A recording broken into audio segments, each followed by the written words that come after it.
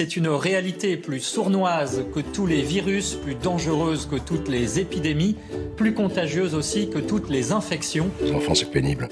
Nous avons eu envie d'aller voir ces gens curieux, bizarres, étranges, qui disent et qui affirment devant la caméra. Boire des spritz un mardi en fumant des clopes, se faire un poulet rôti pour une, remater Friends, aller au parc Astérix ou tenter de conquérir le monde.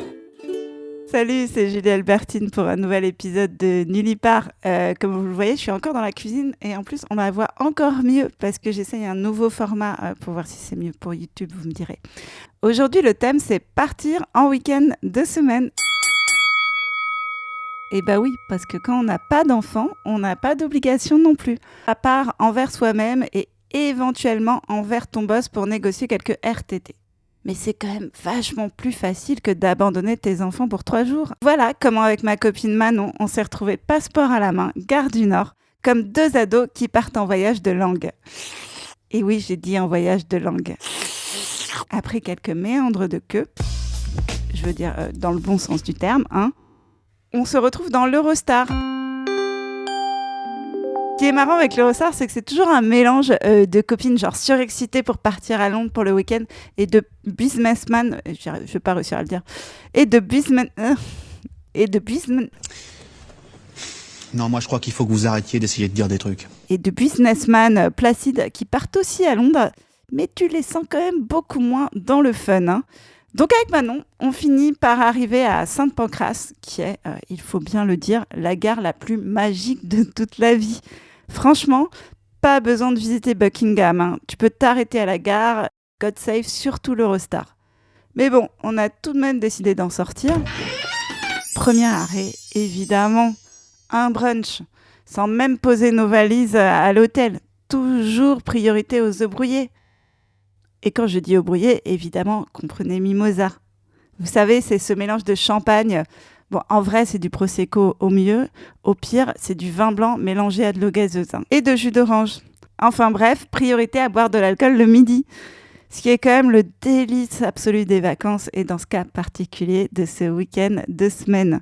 Bon là, j'ai dû tout de même me taper une mini honte parce que moi qui rappelle tout le temps à tout le monde que j'ai habité au States, la meuf a mis 10 minutes à comprendre ce que je lui demandais. À ma décharge, les mots français sont les plus difficiles à prononcer en anglais. Joie de vivre, Julie Albertine, grève des transports. Voilà, on voit bien que c'est compliqué. Essayez chez vous, vous allez voir. Bref, après ça, on se dirige vers l'hôtel sans manquer de repérer les pubs sur le chemin. Et puis, nous arrivons à notre hôtel à nous. Là, je me dois de faire un petit point sur l'endroit. C'est une auberge de jeunesse. Et oui, ne pas avoir d'enfants, ça conserve. Non, mais surtout, on n'a pas besoin d'être vieux pour aller dans une auberge de jeunesse. Il suffit d'avoir une carte de crédit et une tolérance aux gens qui se promènent en pyjama avec une trousse de toilette sous le bras. Mais pas d'inquiétude, comme des vieilles que nous sommes, nous avions une chambre individuelle avec salle de bain.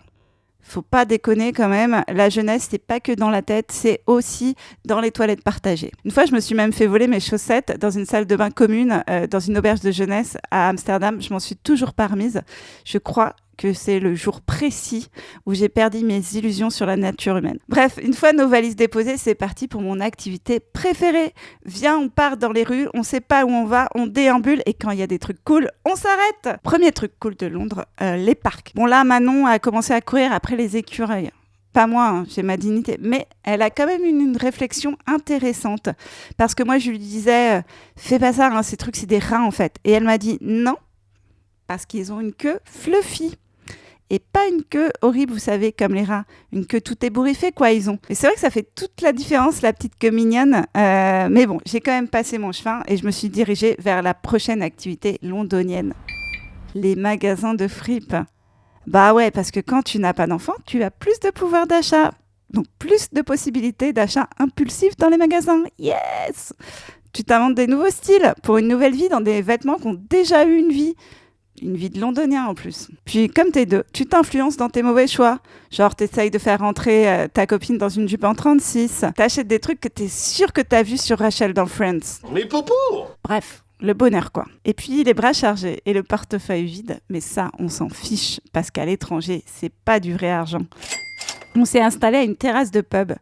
Et on a parlé de la vie en regardant passer les gens stylés de Londres. Évidemment, vu qu'on est des clichés de meufs hétéros, le sujet a fini par dévier sur la déconstruction du genre. C'était sûr. Tout ça pour vous dire qu'on a fini par se coucher dans notre grand lit en écoutant l'audiobook de Sortir de l'hétérosexualité. Quand on s'est réveillé le matin, on était toujours autant coincés dans l'hétérosexualité, mais au moins on était à Londres et dehors il y avait un grand soleil. Bon, je ne vais pas tout vous détailler, tout ce qu'on a fait, on en aurait pour des mois, mais voici une liste exhaustive de ce qui a suivi. Alors, chercher un canard rôti à Chinatown, acheter des livres sous l'influence de l'alcool, écouter Sortir de l'hétérosexualité, voir les fesses d'un Adam géant au musée Albert and Victoria, manger dans un restaurant végétarien délicieux, voir les canards faire l'épreuve des poteaux à Hyde Park, faire une crise nerveuse de bonheur chez Liberty à cause de tous les motifs merveilleux des choses, manger du fish and chips, écouter du stand-up au milieu d'Anglais qui boivent des litres de bière, littéralement des litres de bière, c'est-à-dire qu'ils ont des verres d'1 litre. Toujours pas sortir de l'hétérosexualité, dépenser de l'argent dans des boutiques de musées, manger dans le resto d'Ottolenghi, faire des boutiques vintage, mais là, à la limite, ça commence à faire un peu trop, regarder un spectacle de drag queen, trop boire de pintes de bière, lui mettre une main aux fesses par réflexe, se rendre compte que c'est super pas bien, aller s'excuser, je suis décidément pas sortie de l'hétérosexualité, manger des pancakes, se promener le long du canal, et toujours finir par la British Library, reprendre l'Eurostar, fatiguée, heureuse, et pas de souvenirs à acheter pour les enfants. Bon, à la limite pour les potes, mais s'ils l'ont mérité. Morale, good girls go to heaven, bad girls go everywhere, et quand t'as pas d'enfant, c'est whenever you want. Je vous l'ai dit, je suis bilingue. C'est de vous la phrase ou vous l'avez entendu ça? Alors, les points positifs. Sortir du quotidien, sortir dans les pubs, tenter de sortir de l'hétérosexualité, les pancakes. Point négatif, le prix. Juste un petit tips, pour l'Eurostar, il y a souvent des promos, si vous vous y prenez en avance. Je ne suis pas du tout sponsor Eurostar, mais je vous donne ce petit tips. Dans les points négatifs encore, un piège à carte bleue géant, parce que ça le reste quand même. Et puis, faut rentrer à un moment. Bon, la note générale, moi, je lui donnerais un bon 9,5 sur 10, parce que c'était vraiment trop le kiff. Et voilà, c'est la fin de cet épisode de Nulle y part. Vous pouvez me retrouver en spectacle. Moi, c'est tous les vendredis, 21h30, à la Petite Loge. Sinon, vous pouvez nous suivre sur Instagram, sur YouTube et sur toutes les applis de podcast. Et mettez-nous des commentaires et plein d'étoiles et tout ça, ça nous sert. Et puis, je vous dis un bisou et à très vite.